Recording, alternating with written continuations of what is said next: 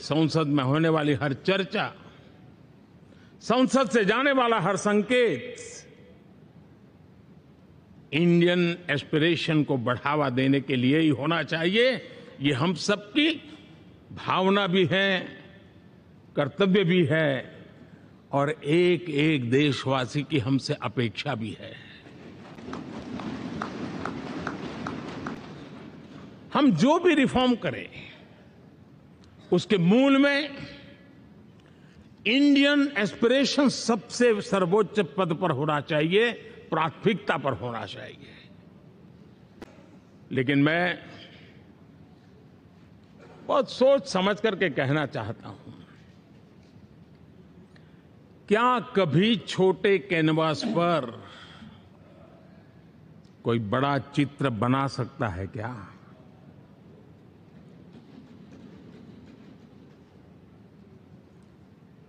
जैसे छोटे कैनवास पर बड़ा चित्र नहीं बन सकता, वैसे हम भी अगर हमारे सोचने के कैनवास को बड़ा नहीं कर सकते तो भव्य भारत का चित्र भी हम नहीं अंकित कर सकते। 75 साल का हमारे पास अनुभव है। हमारे पूर्वजों ने जो कुछ भी रास्ते बनाए उससे हमने सीखा है। हमारे पास एक बहुत बड़ी विरासत है। इस विरासत के साथ अगर हमारे सपने, हमारे संकल्प जुड़ जाए, हमारा सोचने का दायरा बदल जाए, हमारा कैनवास बड़ा हो जाए, तो हम भी उस भव्य भारत के चित्र को अंकित कर सकते हैं, उस तस्वीर का खाका खींच सकते हैं, उसमें रंग भरने का काम हम भी कर सकते हैं और आने वाली पीढ़ी को वो भव्य दिव्य मां भारती के हम उनको सुपुर्द कर सकते हैं। दोस्तों, अमृतकाल के 25 वर्षों में भारत को अब बड़े कैनवास पर काम करना ही होगा। अब हमारे लिए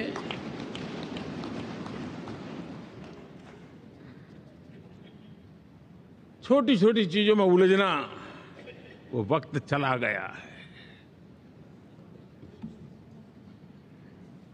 हमें आत्मनिर्भर भारत बनाने के लक्ष्य को सबसे पहले परिपूर्ण करना चाहिए और हमसे शुरुआत होती है, हर नागरिक से शुरुआत होती है। और आज दुनिया में भी एक समय ऐसा था कि लोग मुझे कहते थे, हमारे बड़े बड़े बुद्धिजीवी और अर्थशास्त्री लिखते थे कि मोदी आत्मनिर्भर की बात करता है तो मल्टीलेटरलिज्म के सामने चुनौती तो बन नहीं जाएगा, ग्लोबल इकोनॉमी के जमाने में ठीक तो नहीं होगा।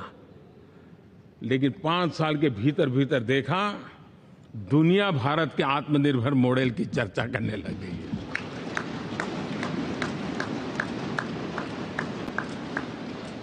और कौन हिंदुस्तानी नहीं चाहेगा कि डिफेंस सेक्टर में आत्मनिर्भर हो, एनर्जी सेक्टर में हम आत्मनिर्भर हो, एडिबल ऑयल,